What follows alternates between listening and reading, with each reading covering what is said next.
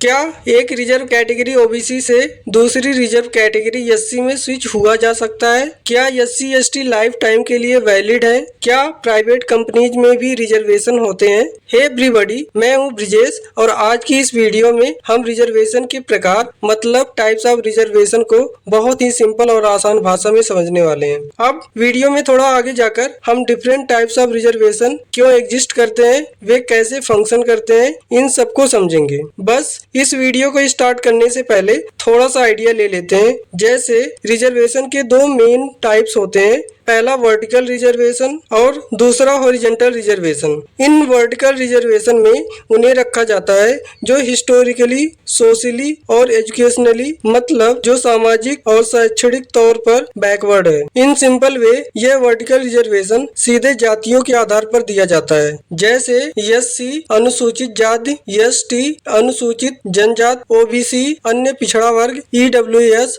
आर्थिक रूप से कमजोर वर्ग। दूसरा हॉरिजॉन्टल रिजर्वेशन, यह रिजर्वेशन विशेष समूहों के लिए होता है जो कि वर्टिकल रिजर्वेशन के भीतर कुछ विशेष कमजोर वर्गों को अवसर प्रदान करने के लिए होता है। इसे और भी सरल भाषा में उदाहरण के जरिए समझते हैं, जैसे स्पेशली डिसेबल्ड लोग, वीमेन, ट्रांसजेंडर, एक्स सर्विसमैन हो गए, तो इन अनइक्वल फुटिंग के लोगों को इक्वल स्टेटस पर लाने के लिए इनका रिप्रेजेंटेशन इंश्योर करने के लिए हॉरिजॉन्टल रिजर्वेशन दिया जाता है। सेम एग्जांपल से अगर हम समझे तो जहां वर्टिकल रिजर्वेशन डिविजन्स क्रिएट करता है, वहीं हॉरिजॉन्टल रिजर्वेशन में नई कैटेगरी नहीं बनाई जाती है, बल्कि एग्जिस्टिंग रिजर्वेशन में ही फर्दर डिवीजन होता है। फॉर एग्जांपल, अगर एससी के लिए मान लीजिए इतनी सीट रिजर्व है, तो हॉरिजॉन्टल रिजर्वेशन क्या करेगा? वो उसी कैटेगरी में स्पेसिफिक सीट्स रिजर्व कर लेगा कि इतनी विमेन कैंडिडेट्स के लिए फिक्स रहेगी, इतनी एक्स सर्विसमैन के लिए फिक्स रहेगी और इतनी स्पेसिफिक डिसेबल्ड लोगों के लिए फिक्स्ड रहेगी।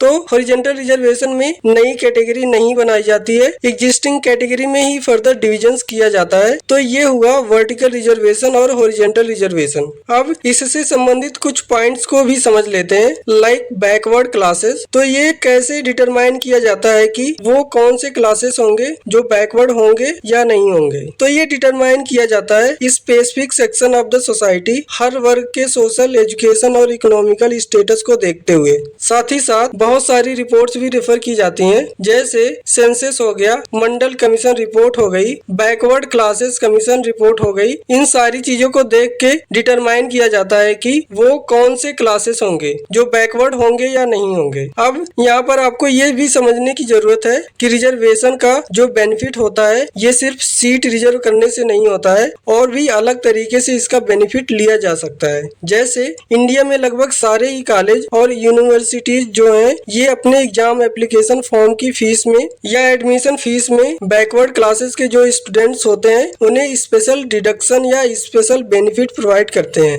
अब हम इंडिया में बात हायर एजुकेशन की या कॉलेज की बात करें तो यहाँ पे हम हिस्टोरिकल डिस्क्रिमिनेशन को एड्रेस करते हैं। तो यहाँ पर हम कास्ट बेस्ड रिजर्वेशन प्रोवाइड करते हैं, which is your vertical reservation. For example, हम एससी को रिजर्वेशन इसलिए प्रोवाइड करते हैं क्योंकि उन्हें हिस्टोरिकली डिस्क्रिमिनेशन फेस किया, अनटचेबिलिटी फेस की। एसटीज को इसलिए देते हैं क्योंकि वो बेसिकली इंडिजिनस कम्युनिटी को बिलोंग करते हैं, रिमोट एरिया में रहते हैं। वहीं सोशल इकोनॉमिक बैकवर्डनेस को एड्रेस करने के लिए ओबीसी को देते हैं, सोशल एजुकेशन बैकवर्डनेस को एड्रेस करने के लिए और नॉन क्रीमी लेयर को भी देते हैं। अब नॉन क्रीमी लेयर क्या होता है, ये समझने के लिए पहले हम क्रीमी लेयर समझ लेते हैं। तो मानिए कि ये आपका बैकवर्ड क्लास है, इन्हें सालों साल रिजर्वेशन का बेनिफिट मिल रहा है। तो इसमें से वो कुछ लोग होंगे जो अब उतने बैकवर्ड नहीं है, जो फॉरवर्ड हो चुके हैं। तो रिजर्वेशन का सिस्टम ये कहता है कि वे लोग जिन्हें रिजर्वेशन का बेनिफिट हो चुका है, उनको हमें आइडेंटिफाई करके सिस्टम से अलग करना चाहिए, ताकि जो बाकी लोग हैं उन्हें रिजर्वेशन सिस्टम का आगे बेनिफिट मिल सके। तो वो लोग जो कंपैरेटिवली अपलिफ्ट हो चुके हैं उन्हें कहते हैं क्रीमी लेयर, और जिन्हें रिजर्वेशन सिस्टम की अब भी सपोर्ट की जरूरत है, वो सच में बैकवर्ड है, उन्हें कहते हैं नॉन क्रीमी लेयर। एक और नया टाइप का रिजर्वेशन है EWS, economically weaker section reservation. ये उन लोगों पर अप्लाई होता है जो बाकी और किसी कैटेगरी में फॉल नहीं करते